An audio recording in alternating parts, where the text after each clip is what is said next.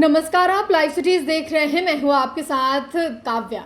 बिहार के सरकारी शिक्षक इतने ढीठ हैं कि शिक्षा विभाग चाहे कोई भी तरकीब लगा ले, ये नहीं सुधरेंगे। जी हां, आपको गोपालगंज का मामला मालूम है कि कैसे एक साथ 5,000 शिक्षकों के फर्जी अटेंडेंस का मामला उजागर हुआ था, कैसे शिक्षक के द्वारा घोटाला किया गया था। वो खबर हमने आपको दिखाई थी।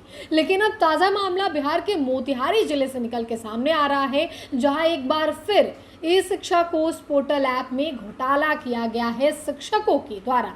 शिक्षक यूपी और बंगाल घूम रहे थे और उनका अटेंडेंस बन रहा था। ये कैसे बन रहा था, कैसे घोटाला किया गया सरकारी शिक्षकों के द्वारा और अब क्या कुछ कार्रवाई हुई है, वो हम आपको इस वीडियो में बताएंगे। और साथ ही ये भी बताएंगे कि सहरसा जिले में शिक्षा विभाग में और शिक्षकों पर क्या कुछ कार्रवाई हुई है। तो चलिए पहले फर्जी अटेंडेंस के बारे में जान लेते हैं कि मोतिहारी में क्या कुछ हुआ है। आपको बता दें तो फर्जी अटेंडेंस को लेकर शिक्षा विभाग के द्वारा कार्रवाई तो की ही गई है, लेकिन उससे पहले आपको बता दें तो स्कूल में शिक्षक पढ़ाने के बजाय शिक्षक देश के अलग अलग राज्यों में घूमते रहे, लेकिन उनकी हाजिरी ऑनलाइन सिस्टम में स्कूल में ही दर्ज होती रही। यह पूरा मामला फर्जीवाड़ा ई शिक्षा कोष पोर्टल ऐप की मॉनिटरिंग में सामने आया है, जिसके बाद शिक्षा विभाग में हरकंप मच गया है।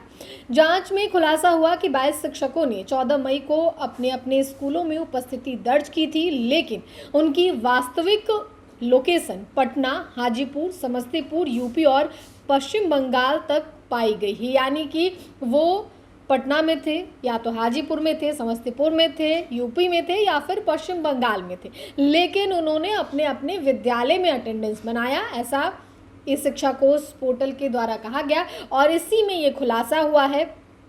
सबसे चौंकाने वाली बात यह रही कि 2 शिक्षकों की लोकेशन उत्तर प्रदेश और पश्चिम बंगाल में ट्रैक हुई, जबकि कागजों में वे मोतिहारी के स्कूलों में उपस्थित दिख रहे थे। जैसे ही यह गड़बड़ी सामने आई, जिला शिक्षा पदाधिकारी राजन कुमार गिरी ने तत्काल सभी 22 शिक्षकों का वेतन रोक दिया और उन्हें शो कॉज नोटिस जारी कर दिया। उन्होंने साफ कहा कि इस पूरे मामले की जांच की जाएगी और दोषियों पर सख्त कार्रवाई की जाएगी।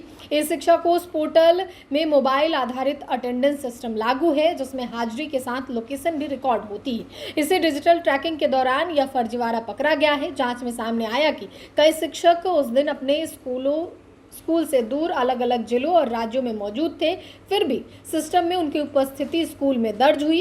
इससे यह शक गहराता गया, या तो सिस्टम में छेड़छाड़ की गई है या फिर किसी और ने उनकी आईडी से लॉगिन कर हाजिरी लगाई है।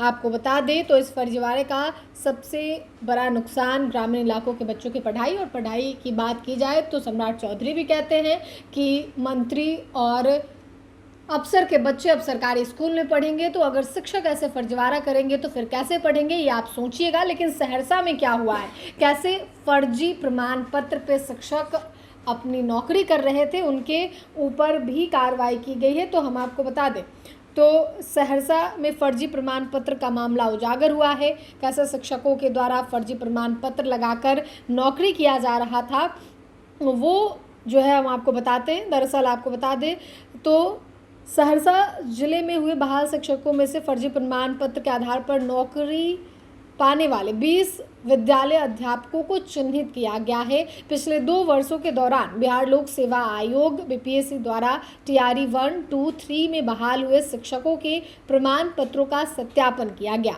जिसमें 20 विद्यालय अध्यापकों की सूची विभाग ने चिन्हित की, जिसके खिलाफ शिक्षा विभाग ने अपनी कार्रवाई शुरू कर दी है। तो देखिए, ये सहरसा जिले के 20 विद्यालय के प्रधान अध्यापक हैं, जिनको जो है चिन्हित करके अब कार्रवाई की जा रही है।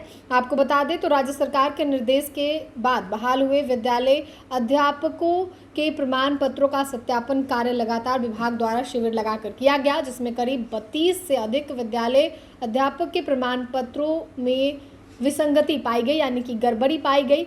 इसके बाद कई बार प्रमाण पत्रों के सत्यापन व साक्ष्य मिलाने के बाद भी अब तक 20 विद्यालय अध्यापकों की सूची विभाग ने बनाई है। इन शिक्षकों के प्रमाण पत्रों में भिन्नता और असमानता पाई गई है, जिस कारण विभाग ने ऐसे शिक्षकों के विरुद्ध कार्रवाई करने का मूड बना लिया है। अब इन शिक्षकों पर कार्रवाई की बात कही जा रही है। आगे भी जांच पड़ताल होगा, वहाँ से जांच होगा जहाँ से इन्होंने फर्जी प्रमाण पत्र लिया है। तो आपको मालूम है कि कैसे कुछ दिनों पहले रोहतास के शिक्षक को जो है वो बर्खास्त कर दिया गया था फर्जी प्रमाण पत्र को लेकर, लेकिन अब सहरसा से ये मामला आया है जहां टीआरई 1, 2, 3 में 20 ऐसे शिक्षक पाए गए हैं जिन्होंने अपना प्रमाण पत्र फर्जी लगाया और नौकरी कर रहे थे। अब उन पर विभाग के द्वारा कार्रवाई की बात कही जा रही है। विभाग आगे प्रमाण पत्रों का विस्तार से जांच करेगा, जिसके बाद कार्रवाई करेगी। लेकिन अटेंडेंस का जो मामला है वो काफ़ी गंभीर होता जा रहा है।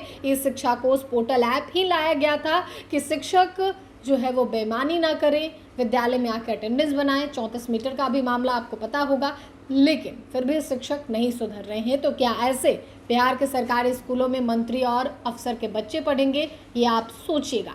फिलहाल के लिए इतना ही। साथ ही चैनल को सब्सक्राइब करें, फेसबुक पेज को लाइक करें। वीडियो देखने के लिए आपका धन्यवाद।